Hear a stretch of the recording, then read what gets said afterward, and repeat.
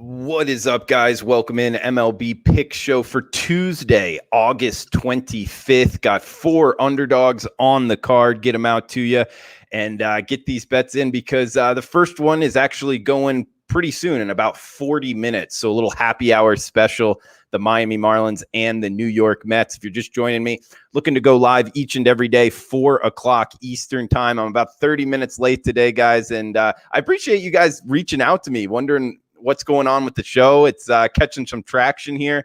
So I appreciate you guys reaching out to me, and sorry for being late. I just, seeing the lineups and the numbers coming out, I wanted to make sure to kind of put the work in rather than be punctual. So I don't know what's better, but that's the reason why. So here we go, guys. I'll break it down for you. Yeah, feel free to chime in the chat box, guys, what you're betting, why, and any questions, and I'll answer them at the end. So Green Mamba, what is up, man? Welcome in, bud.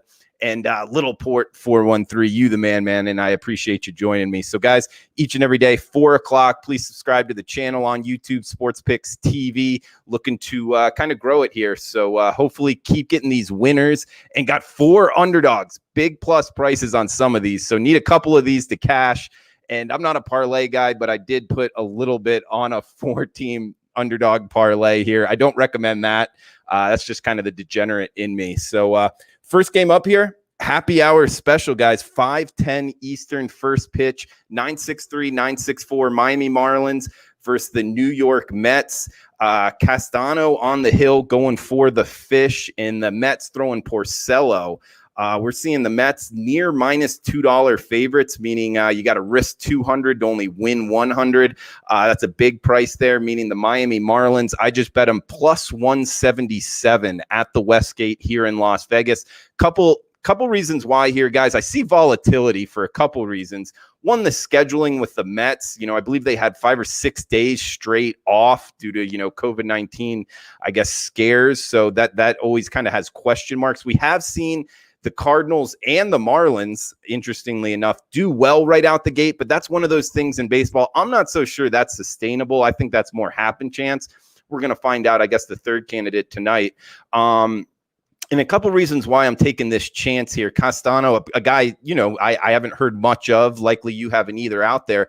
But when looking for guys, coming from the minors to make good starts in the major leagues, and he has had a couple starts here in the major leagues, not too much to go off of, a decent line. But in single A and in double A, he had success at both levels, meaning strikeout rate was decent and the walks were low. And he also had a high ground ball rate. So that's kind of things that I look to trigger when making an initial good couple starts here into the major leagues. So I see that as kind of a plus, especially with a huge plus price behind him. And the fact he's going against Rick Porcello here. Definitely past his prime by all of my accounts anyway. And this year, I think he's actually gotten a little lucky. 35 hits in just 25 innings pitched with a hard hit rate near 50%. I don't know, guys. I think the Marlins could get to him. We just saw the Marlins put up an 11 spot last night. I think they're seeing the ball better. And at a plus 177, betting this number, not necessarily the teams, it's a combination of both, but at plus 177 in a 7-inning game, that's a very big point here because a bullpen advantage, small, but so be it, to the Mets. It shortens the game here. That's another reason why I like this plus 177 number. And both teams, at least the fish versus righties, the number 10 hitting team in the major leagues against righties. So I think they could get to them. And at plus 177, that's what I'm going with the first one. And that's a happy hour special here, guys. So you want to get on that pretty quick.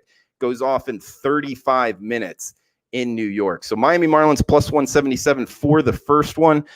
Second game up here. Appreciate you guys chiming in. I'll get to the questions at the end, and feel free to ask any questions, and any comments is fine.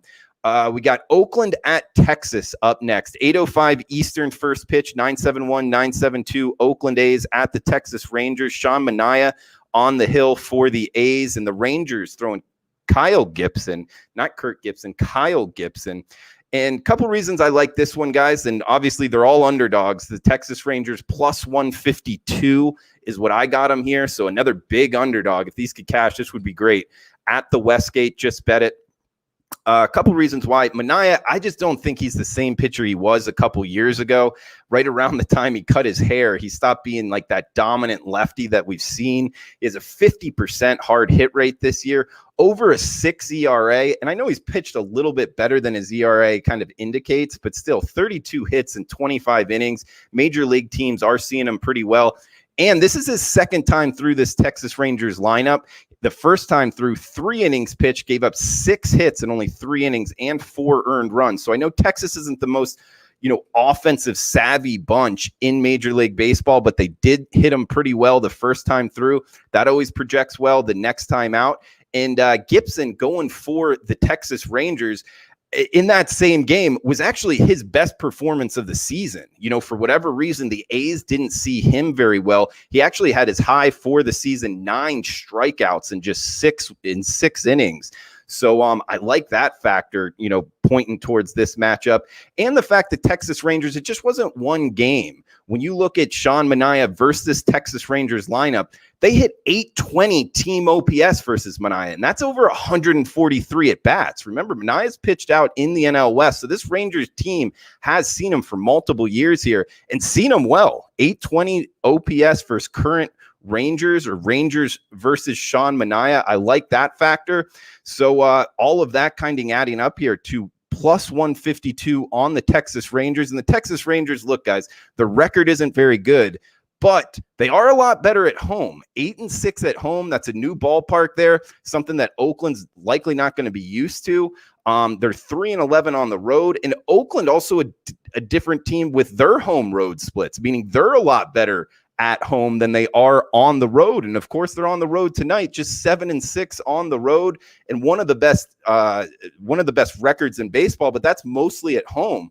So all of those factors kind of leading up here to hey, I'm on the Texas Rangers, plus 152. So another big, juicy underdog there. And 2 more to go on the underdog slate. This is the least of the underdogs in terms of big plus price value. It's the Cincinnati Reds and the Milwaukee Brewers. I just bet them plus 103. That's the best number I can find. They're around pick 'em, but you can get them at an underdog price here. Plus 103 is what I bet them at. Luis Castillo versus Brandon Woodruff going for the Brewers. It's rotation number 967, 968 here. 2 righties. And, of course, Milwaukee is high as minus 115.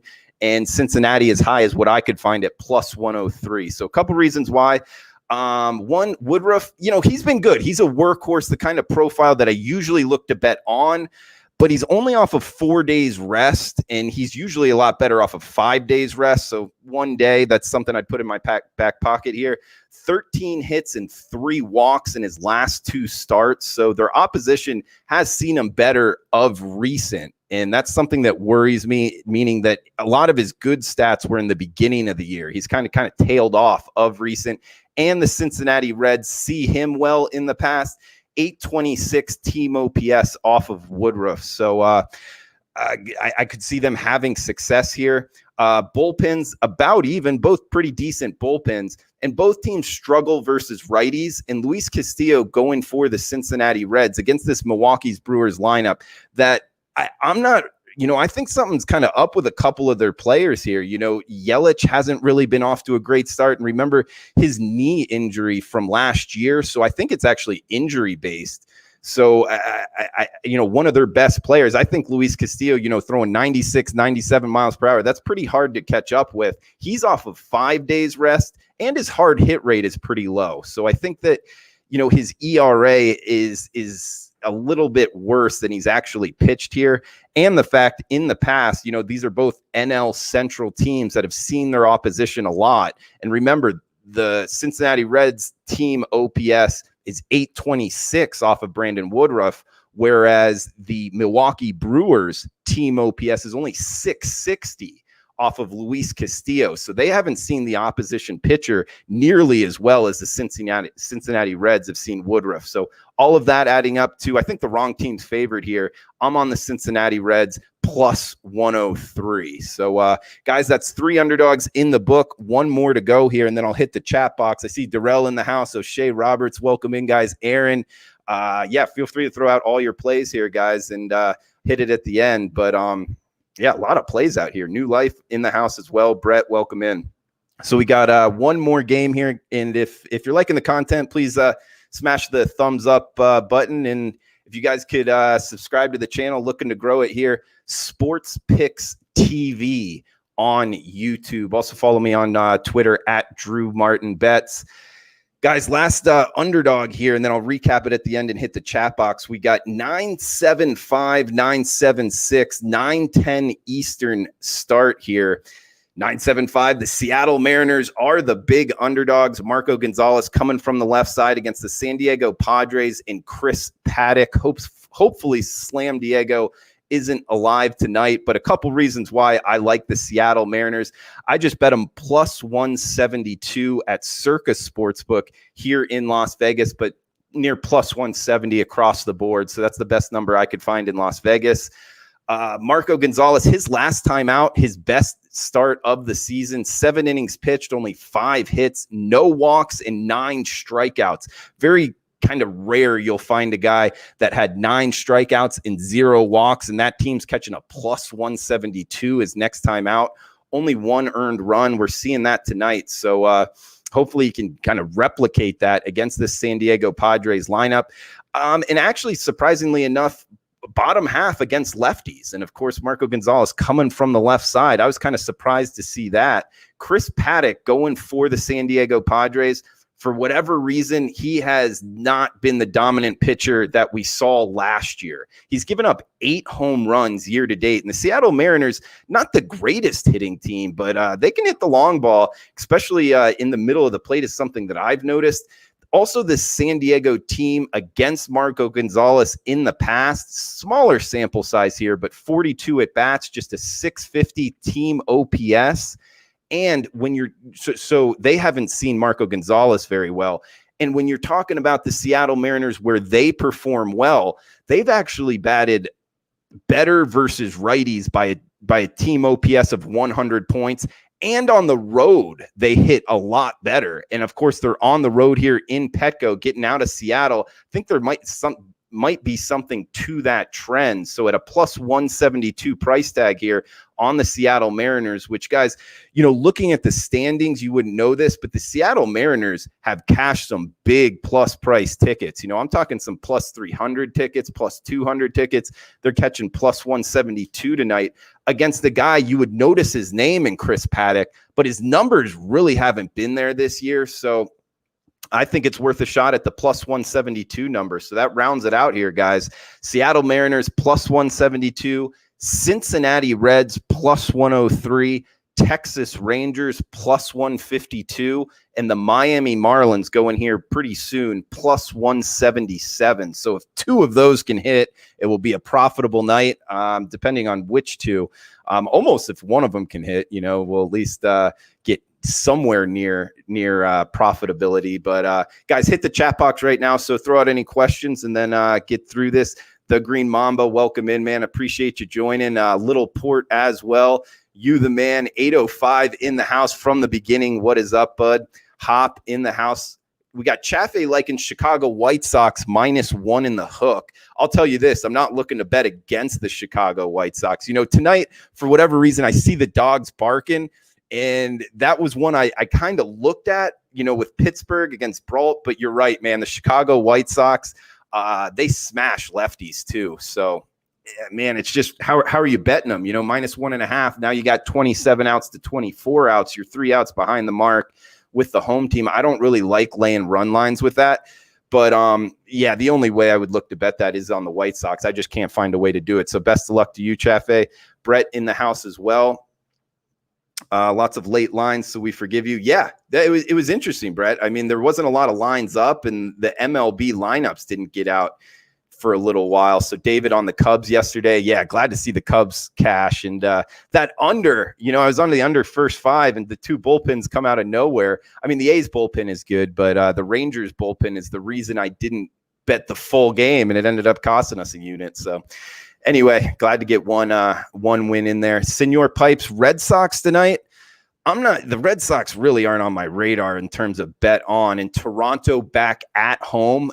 No, I would actually, if you made me bet this, I would be on the Toronto Blue Jays. But if you're going on the Boston Red Sox, best of luck to you. I just think Toronto, finding their home at their AAA ballpark, they're used to the lighting by now, the field dynamics.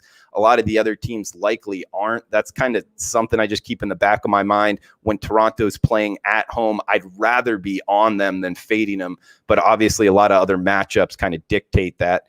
Darrell in the house. What is up, buddy? Porcello minus 200 from Jay. Yeah, I mean, that's laughable in itself. I mean, just kind of a glimpse view handicap of this, seeing Rick Porcello minus 200. Granted, it's the Miami Marlins. I mean, if the season ended right now, the Miami Marlins would be in the playoffs, but I get it, guys. They're not all that great, but still, Rick Porcello minus 200. I'm not interested at all. I'm not interested enough to be on the Miami Marlins at plus 177. So I'm with you, Jay. David in the house, Toronto minus 130 and over 11. Great point, David. Almost forgot about that.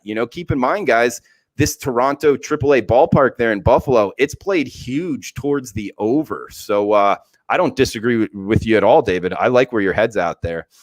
Bob in the house, welcome in, man. O'Shea, you're subscribed. Thank you, man. I appreciate that. Love the growth of the channel so far.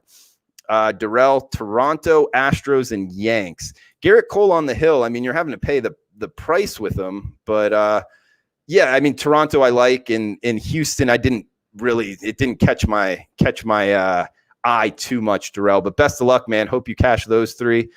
Castillo better than his numbers from Jay. Yeah, absolutely, man. I'm really surprised to see Milwaukee. It's a lineup that struggled. In Cincinnati, Luis Castillo, a guy that's throwing hard in his numbers, I agree with you, are a lot better than his ERA would dictate. Aaron in the house, he's like at St. Louis, the Blue Jays, Tampa, White Sox, A's. So I like the Blue Jays. I'm with you on that one, man. I guess St. Louis, I almost got against them just because Matt Harvey, that was the game I was almost on. I thought Matt Harvey pitched a lot better in his first start than if you're just looking at his stat box. I believe he gave up, 3 or 4 runs in only 3 innings, but the velocity was there. He was kind of hitting his spots. So I kind of circled Matt Harvey as bet on, but Wainwright's been good as well. And a couple of the intangibles, meaning like going against the handedness of the pitcher and the bullpens. I know the St. Louis Cardinals haven't played as many games, so their sample size is less, but their bullpen has a huge advantage in that. So take that for what it's worth. But yeah, I was almost looking to be on another underdog there with the Kansas City Royals. But best of luck to you, Aaron. Hopefully broke it down for you good enough on that one. We got Brett. I'm on the Reds first 5 plus 100, hoping Castillo gets his first win. Yeah, obviously correlated with you there on the Reds full game plus 103. And guys, I'll recap the bets at the end here. New Life saying, can Miami pull out game 1? I hope so. And by the way, guys, so you're not confused, the Miami Marlins plus 177 is game 1. Just and it doesn't matter who pitches. All the bets are action. But yeah, plus 177 on the Marlins in the happy hour special, 5:10 p.m. Eastern. David, I don't think Tampa should be minus 210. I'm going against Tommy Milone. First of all, it's crazy to see Tommy Milone still in the major leagues. I don't know, man. Tampa Bay's good. Tampa Bay can win the World Series. I mean, they could beat the Yankees in the AL East when it's all said and done. I think that number's about right, but is what it is. I mean, the Orioles have cashed some plus prices at the end as well. Shaz in the house. Welcome up, man. How are you? We got Neba, Marlins at 5, Rangers and Reds. Good luck to you, man. And trying to keep up with the chat box here, guys. So a lot of action. Thank you for chiming in, guys. You like the over in the Cards Royals? Not necessarily. I think Matt Harvey's pitched a lot better than his numbers say, and Wainwright's been good. So not necessarily on the over. CR saying Rockies over the Diamondbacks again tonight. Not sure. That one didn't catch. I haven't seen Marquez pitch or Young pitch very much. And the Rockies outside of Colorado, not too sure on them. You got Milone pitching well. I mean, that's not a bad he's pitched a lot better than I thought he would. So, hey, it could be something towards the Orioles here.